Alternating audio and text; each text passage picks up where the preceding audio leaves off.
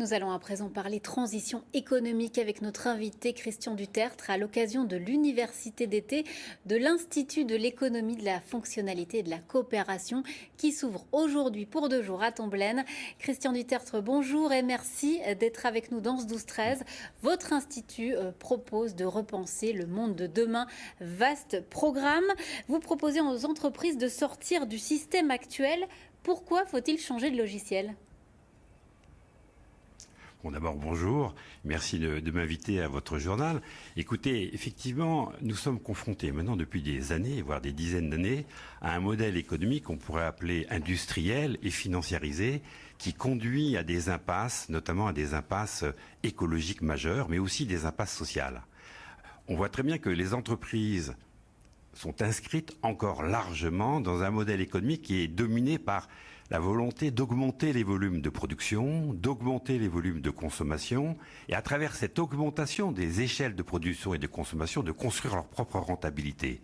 Et ça provoque des effets pervers extrêmement graves dans nos différents territoires, sur le plan écologique et sur le plan sociétal.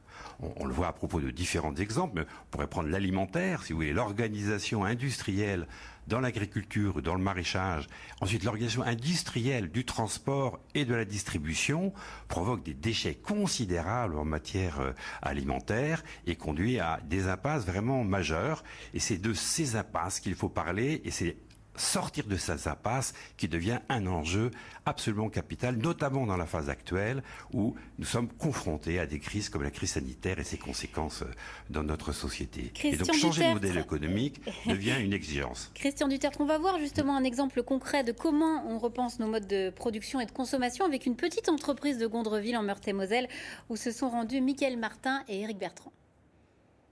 Ces petits flocons de papier recyclé vont servir de matériel de calage. Comme du papier bulle, ils protègent des produits qui doivent voyager. Le problème, c'est que ça prend beaucoup de place. Cette entreprise de Gondreville a alors trouvé une solution. Avant, la seule solution pour caler vos produits, c'était de commander ce gros sac volumineux de 400 litres de calage tout confectionné. Aujourd'hui, avec une galette de papier de 8,5 kg, vous allez pouvoir produire chez vous ce particulier et fabriquer au fur et à mesure de vos besoins. Ce système divise par 8 les volumes et donc les coûts de transport qui vont avec. La société Adrem s'est convertie à l'économie de la fonctionnalité et de la coopération il y a 2 ans. Un modèle basé sur le développement durable et qui remet en cause les modes de production industriels. Nous, on fait le pari qu'en ayant un regard critique dans les industries, en comprenant leurs enjeux, l'usage qu'ils font des produits, on va leur permettre de consommer moins, de consommer mieux. Et nous, on veut être rémunérés sur cette notion d'accompagnement de l'entreprise à comprendre ces enjeux, de consommer moins et mieux. En plus des valeurs environnementales, l'entreprise valorise le territoire et les gens qui y vivent. À 20 km de là, 12 travailleurs porteurs de handicap transforment des restes d'autocollants en ces filaments qui deviendront eux aussi du matériel de calage. C'est un modèle qu'on a construit avec la société Adren. C'est vraiment un dossier qu'on a géré main dans la main pour trouver les solutions techniques de notre côté, trouver les bonnes personnes ici aussi, valoriser leurs compétences par rapport à ces démarches-là et malgré l'handicap. Donc des gens qui aujourd'hui sont très investis, qui savent se servir des machines. L'économie de la fonctionnalité organise ses universités d'été aujourd'hui et demain à Nancy. Christian Dutertre, c'est pas simple pour les entreprises de changer de façon de penser, de changer de logiciel. Vous proposez des accompagnements. Est-ce que vos idées peuvent aider à répondre à la crise actuelle ? Oui, vous avez tout à fait raison.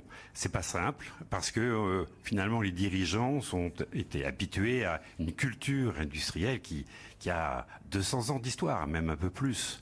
Et donc, il s'agit aujourd'hui d'essayer de se dégager de cette culture. Alors, comment s'en dégager ? Mais d'abord en repérant les problèmes économiques très concrets auxquels sont confrontées les entreprises et en mettant en discussion collectivement entre dirigeants ces problèmes pour essayer de faire émerger des solutions nouvelles qui vont vers une orientation différente que nous appelons servicielle, c'est-à-dire s'interroger pour savoir si l'usage est pertinent des biens et des services si on peut aller vers une performance d'usage que l'on considère comme en phase avec les enjeux écologiques et sociétaux. Pour ça, il faut mettre en place des dispositifs d'accompagnement collectif des entreprises. Et donc, nous créons des réseaux d'entreprises. Et nous créons ces réseaux en partenariat avec des clubs, comme le club qui se met en place en ce moment dans le Grand Est. Et puis, d'autre part, des agences comme l'ADEME, qui est une agence absolument essentielle, qui est nationale et régionale, et qui favorise la transition écologique. Et ces accompagnements, si vous voulez, sont des moments décisifs parce que, comme ils sont collectifs, les dirigeants discutent entre eux, les dirigeants prennent confiance dans la possibilité de trouver de nouvelles réponses.